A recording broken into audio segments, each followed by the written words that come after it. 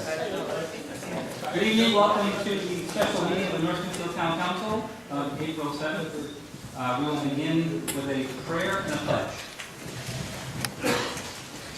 Lord, assist with thy Holy Spirit of counsel, all those who are serving in positions of authority and responsibility.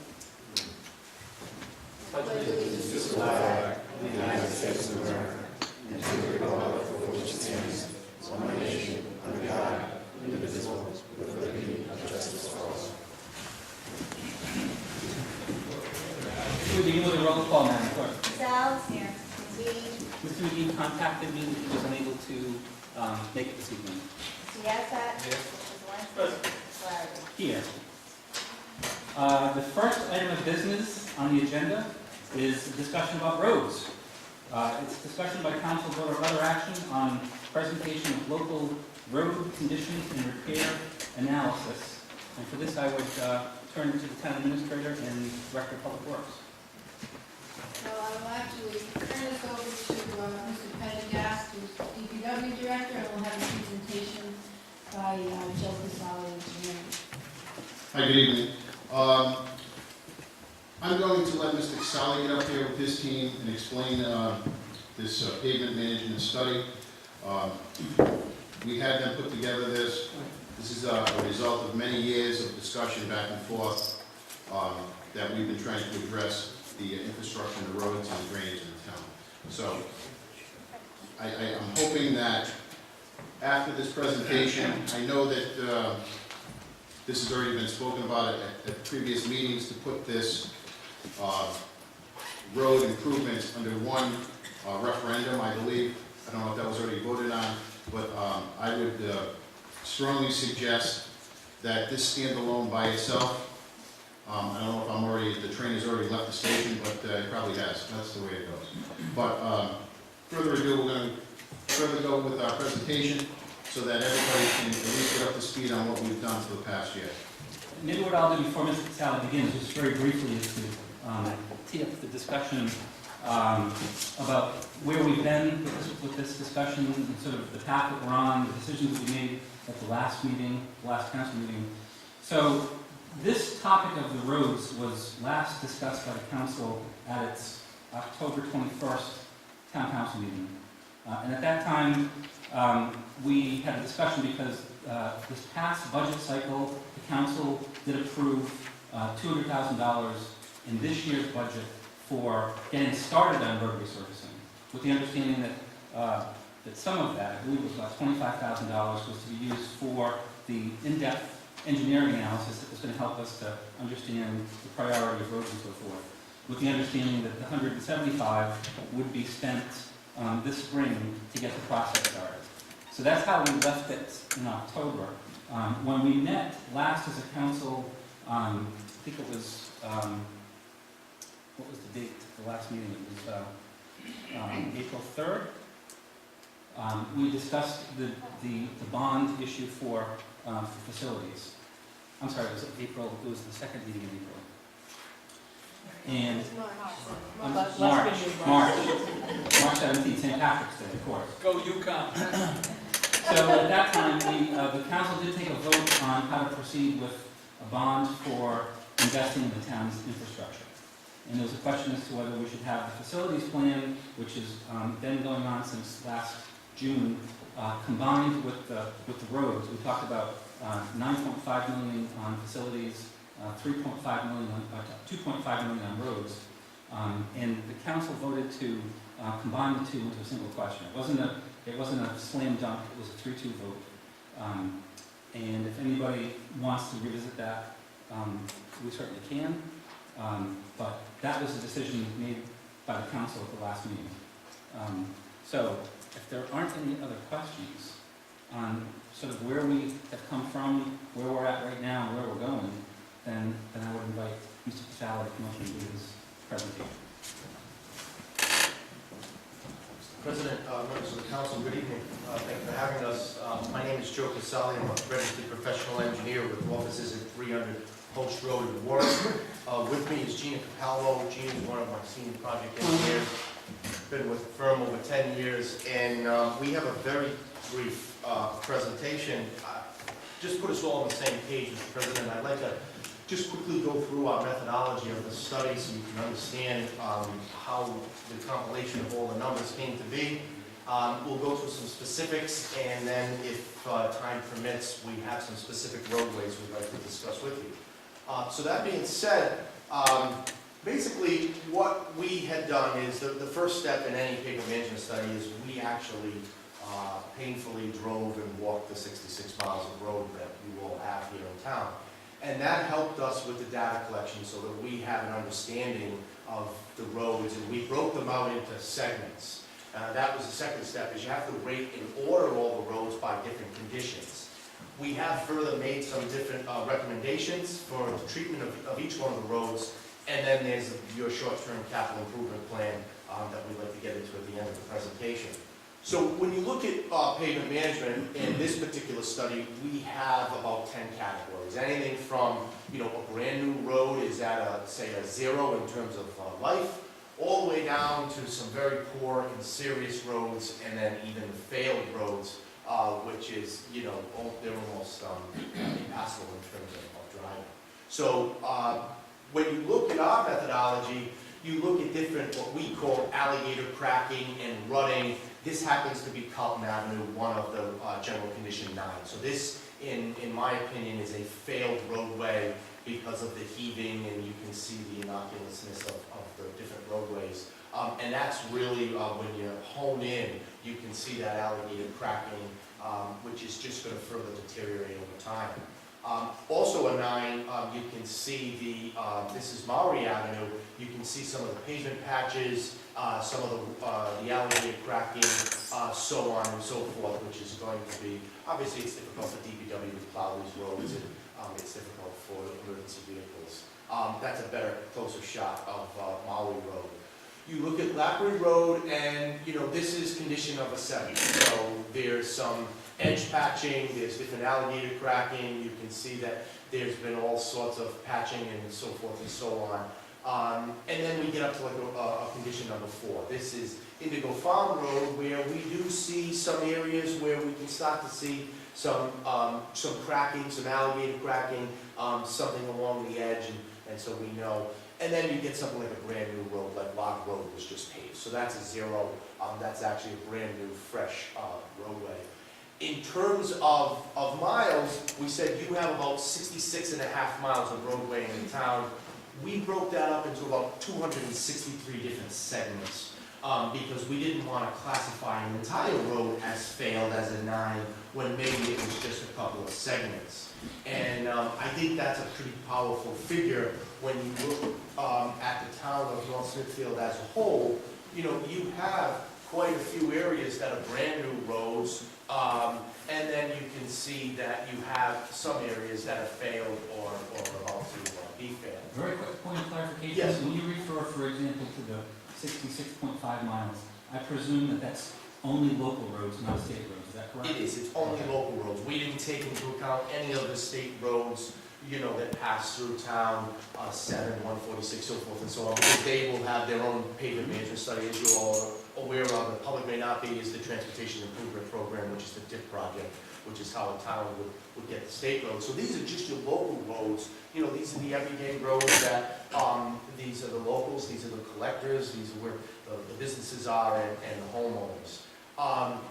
When you look in the report, you can see there's what we have as a town-wide map colored. So we wanted to point out, for instance, you see that this general area has some condition 5s, and you can see where some of the new roads are, and somewhere the real failed roads are. So it's not like it's accumulation or compilation in one general area. It seems to be spread out throughout the town. And then this figure, bless you, is really the 30 highest roads that we said, okay, here's all the segments of the 9, 8, and all the way down. So if you were to take these, say, first 30 segments, you would be looking in that $2.2 million range.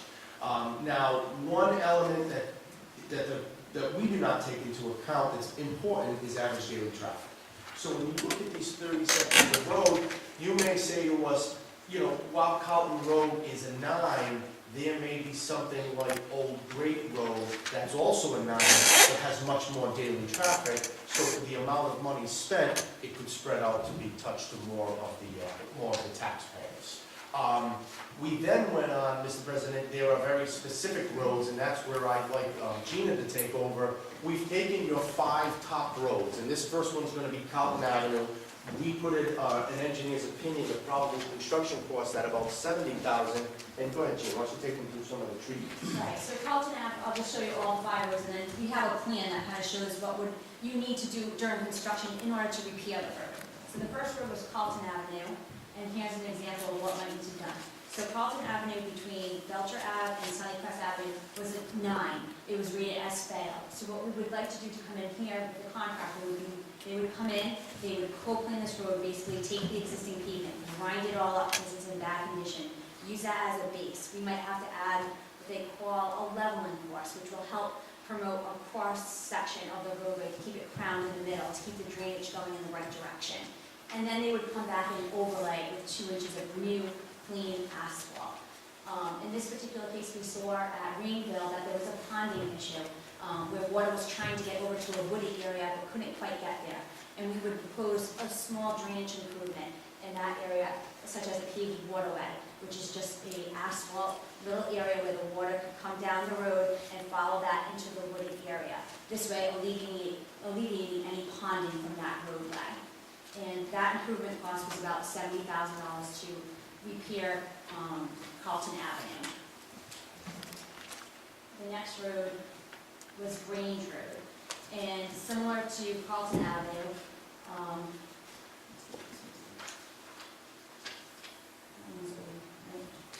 Martha Road, yeah. okay. So this is Grange Road here. And it's very similar to Carlton Avenue. Grange Road, we would want to do the same type of thing. The pavement's failing, it needs to get co-planed or ground up. It needs to have leveling crosses added to it. And it also needs a new overlay. And in this particular case, we would like to add a couple of areas of paved waterways over near a sheet flow of the edge of pavement near a stream where the water is just ponding in the roadway and it really needs to get into a wooded area. And we show a typical cross-section that you would need a paved waterway detail. It's typical Rhode Island standard what they would use to help the water get into the wooded area. And just a small picture of Grange Road, and you can see the pavement conditions there and where it's kind of ponding over to your right of the picture. And the next one would be Martha. So this small section of Martha Road is in really poor condition. In this particular case, we'd like to kind of take out the 2 existing, all the flexible pavement to get down to the gravel borrow and replace the 2 pavement sections of a base course and bituminous surface course to repair it. There's also some ponding at the end of the cul-de-sac that we could alleviate also with a paved waterway and get it into the existing wooded area, so there would be no more ponding, which can help the roadway fail. Other than that, the rest of the drainage on Martha Road was in good condition, and so there was no other proposed improvements.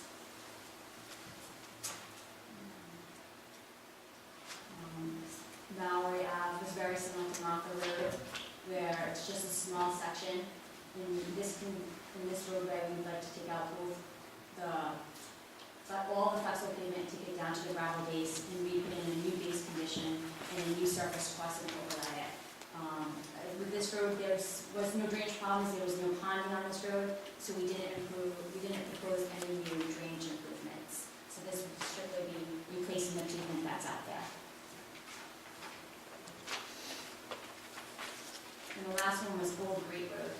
And this is a longer segment of roadway. On this one, we are proposing to do an overlay, whole plane and overlay to repair the pavement. This also has some areas which has a closed drainage system. We also would request on this particular road that closed drainage system get cleaned and flushed, that all the sediment is removed from the catch basins, that they clean and flush the pipes so that the drainage system can go back to its original condition and work properly. There's also a couple of areas where you would need paved waterways. There's one existing near Route 146, and that paved waterway is deteriorated and needs to get replaced. And there's another one that we think that should be added to get direct water into a woody area where it's ponding right now and can't get to where it needs to go. So these are some improvements that you would see in this pavement management plan that you would put out to bid to a contractor to improve the roadways. And as Gina was explaining, Mr. President, these are very simplistic in terms of engineering documents because a lot of the infrastructure is already there. So we need to just instruct the contractor within the existing limits, whether we're grinding the road up or an overlay. And we can take this to a slightly higher level so then you can get competitive bid documents and be able to systematically take an approach where you can every year start allocating different amounts of monies. And we will also be able to very easily update the program if you were to do, let's say, 15 segments this year. Whether they be the 9s that you want to take down or whether they be some of the intermediary ones that you may want to roll back a little bit. And then you'll have this pavement management plan that will subsequently be updated, and you'll always have that systematic list where you'll see the roadways in the condition they're in, and then you'll be able to make really intelligent business decisions in terms of which segments of road you're going to do, in terms of where you can spend that money and have a real stretch and a real value to many members of your community. That's, as a presentation, Mr. President, we said brief, but we'd be happy to answer questions. Maybe the public has things for us as well. Are there any questions from the council? I just, Mr. Zelinski? thank you. Like everybody else, where's my road? Hanson Road, is it on this list? Hanson, H-A-N-T-O-N, I'm looking quickly. And forgive me, I guess we just received this evening. I'm looking more prepared. But I don't see Hampton Road on here. And that's kind of a connector between 146 and Route 104. Yeah, so it, I guess fortunately or unfortunately, didn't make the top 30. Let us just check Councilman Zelinski, let's check the base data. I'm sure we've done it, but it's probably, I believe, the top 30 in terms of classification probably got cut off, right around the 7, and that doesn't include all of them. So the 9s, the 8s, and then down to the 7. Mr. Casale, help me, so it's not really utilitarian use, it's which is the worst road. So we're not looking at traffic counts or? No, and that's, we try to take the unbiased opinion where, respectfully, while we're very familiar with the town, we have no idea who lives on what road. No, and that's what a joke. road. No, you're right, but we try to pull that out of it so that, really what our engineers did is we went and we evaluated every of that 66.5 miles from an engineering standpoint and saying, okay, what type of classification is this? And then you go back with the data mining and you're able to print something out. Then furthermore, we take it to a point and we say, well, what are the recommendations and then what would those cost? Because not only do we want to give you the first 30, you could tell us from a cost perspective, I have $700,000, give me the top however many roads I can do. Or, Mr. Casale, I have $800,000, how far can we stretch that? And that's something that we can provide as well. Typical road sections, does RIDOT and their standards, do they still look for a tack coat between the 2-inch base and the 2-inch cover? It's the 30-day period. So if you put binder and then you put your top coat on and you're within that 30 days, they'll alleviate the requirement. If the bottom course or any course is cured, they'll want you to tack it. Okay, thanks. So we'll keep that language on. Yes. Thanks. Thank Other you. questions from the council? I have a couple. So you did mention that you did, part of your analysis looked at the traffic volume on the roads. Well, it didn't, and that's always one of the critiques in pavement management studies, and I'll just use some real-world examples, is someone will say, why would you spend the money on a local like Carlton Avenue, which services maybe a few people, or we saw Maui Road as a cul-de-sac, when you can possibly say something like Old Great Road, which obviously has much more daily traffic, is also a 9. We could put monies towards Old Great Road and have a greater, touch or greater response to some of the people. So one of the things we don't take into account is average daily traffic, and we do that because systematically we want to rate the roads. Now I think it would be up to the council to say, how do we best spend this money, and average daily traffic is something we would I definitely. think that goes back to my question of traffic, use of terms. Yeah. Yeah, I think that's something we probably want to do. The other question is, just for argument's sake, we're talking about approximately 2.2. The last council meeting, we discussed investing up to 2.5. Are there things that we should be including that contained in the report? Because again, we haven't really looked at the report yet. Yeah. Are there things in the report that we could invest in the roads that have been classified as a 4 through 6, for example, to help preserve them, because this is going to be a multi-year Yes. effort? And that's absolutely one strategy, is not, you could take a lot of those intermediary, those 4s, 5s, and 6s, and take a much, greater bunch of them and bring them down to the 0, 1, 2s, 3s. So in essence, you're managing a fleet, you're managing 66 miles of road, and how we do it with the money we have, because obviously no community is going to write a check for $10 million. The other question I had is when we met on March 17th, we didn't have the benefit of the report at that time, but I understood that the order of magnitude was 2.5 for the roads that were rated the worst, which is in this range, and that on the upper end, to do all of the roads, we were looking at something on the order of $5 million, I believe it was. Yes, it could be upwards of that. And what we've done is, Mr. President, from our recommendation, we've allocated different unit costs, and so we've sort of put in that we said, 69,000, say for 72,000 for Grange, but then 161, and adding all of those up. And we full well expect when you say the word invest, we could get into a roadway and have a drainage problem that we want to fix while the machines are out there, while the pavement is out there, while we're saw cutting things. So I guess what I'm getting at is there'll be no, if the monies are available, we certainly could expand this report into not only pavement management, but while we're out there, we found a lot of localized drainage problems that we probably could address as well. Simple ones, catch basins, pipes, that you're not undertaking $50,000, $60,000 in drainage infrastructure. Are there any further questions from the council, the administration? I just want to make sure that we utilize any funds we're going to garner from this ballot question, like you said, to the best of serving the majority of the community, I think to your point, a dead-end road versus a road where there, now it's become a major thoroughfare because of, increased, commercial buildings around there, or, just bringing more traffic in. I think that's something we really have to look at, and I think that's where, DPW has gone out and done their own assessment over the last few years, and combining the two, I think we'll have a good idea of where to go. Mr. President, once you've actually dug into this, and because I know we hit you with a lot of information, I would be happy to come back and answer some questions. Okay. My final question is, I know that $175,000 is not going to go very far, but we do have that amount budgeted in this current fiscal year, and I just would like to better understand where that money is going to be deployed and when. That decision, I guess we would leave to the council.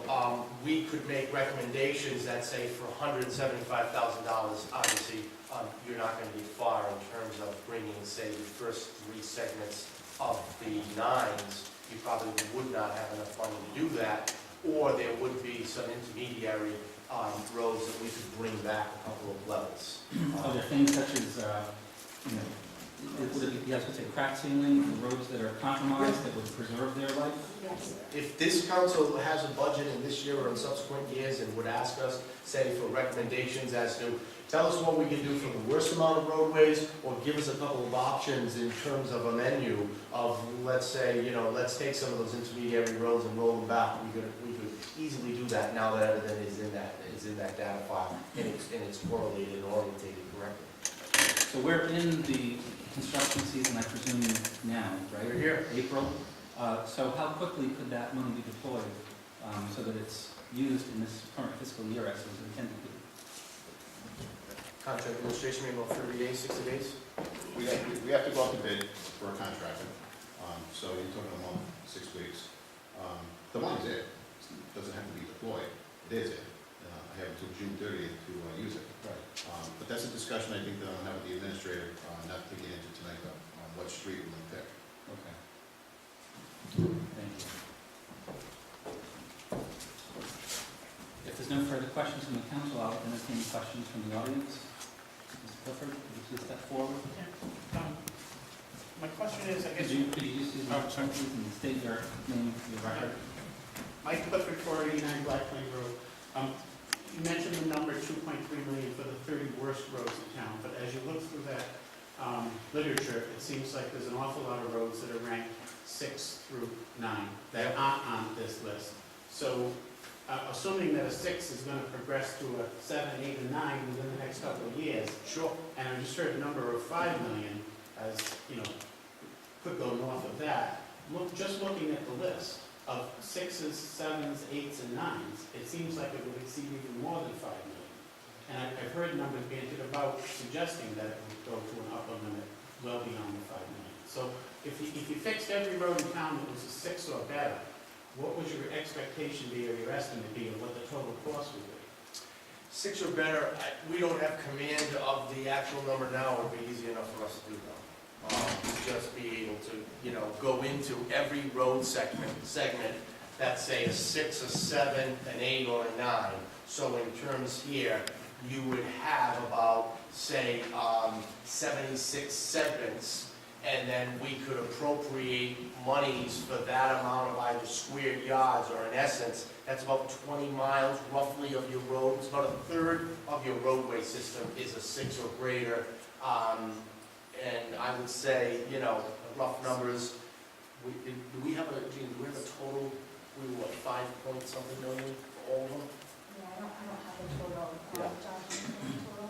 I think maybe while you're looking for that, the point probably of Mr. Clifford's question being chair of the budget committee is, as we look ahead, how do we actually plan for making those investments over a longer period of time? And one of the first questions is quantifying what that total investment is. Yeah. Now that you have everything in this systematic, it'll be easy for you to ask us different questions like you have, and for us to give you real-world empirical data so you can make business decisions based on it. I'll tell you what my concern is. I read in the paper this week where I think it was Lincoln had done $4 million worth of road work in the last 4 or 5 years, and we haven't done any road work to speak of in the last 6 or 7 years. And 2.3 sounded like a bargain to me when I first heard the number, considering that we haven't put money into the infrastructure of roads. So I tend to believe we're understating it at 2. I mean, I understand that you're saying the 30 worst segments of road 2.3, but I think the dollar amount to fix all the roads in town that need attention is going to be much greater than that. And I'm just worried that where's that money going to come from, and when is that money going to be here, and how quickly will we need it? Comparing ourselves to other communities, because even if you look at the budget of other communities, they're all putting, I don't know where they're getting the money for capital, but they're putting big bucks into capital every year. And it's not, the little $560,000 capital lease budget that the council approves at the end of the year. It's millions of dollars. And it's not going to be coming out of the operating budget because there's very, very little left in there to do anything with.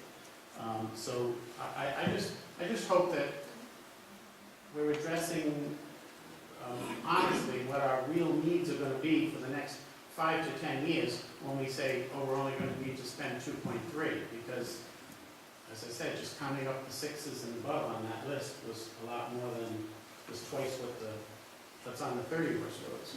It's a fair question, and I think too, though, some of the relativity when you look community to community is the type of roads you're fixing and the infrastructure. For instance, this area in Grange Road, this is a very thin road.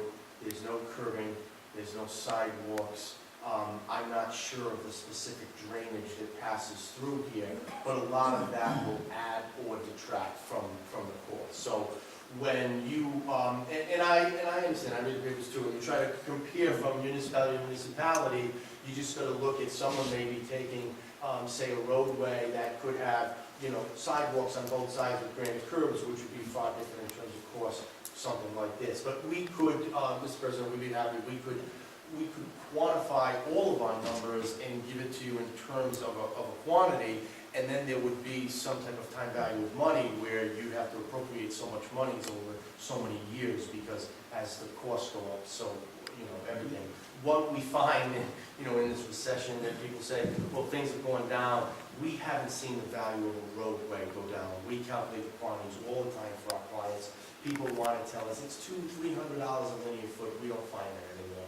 We find that a new roadway is $700-900 a foot when a developer or a contractor is putting in a town road, 26 feet wide, curbs on both sides, sidewalks, 2 inches, 2 inches, 8 or 12 inches of gravel underneath with the different water and sewer and so on and so forth. Very, very expensive roads. Okay. Thank you very much. I'd like to move on. We do have other business on the agenda, but I would like to get the details to refer to. And I'm also wondering if we can get this in electronic form so that it can be put on the town website so that other folks can look up what the roads are and where their road is, and then we'll continue the discussion. Any other questions from the council? No action necessary. Make a motion to accept the analysis as presented. Moved by Councilor Zawinski. Is there a second? Second by Councilor Alves. Is there any discussion? All in favor, say aye. Aye. Opposed? Thank you very much.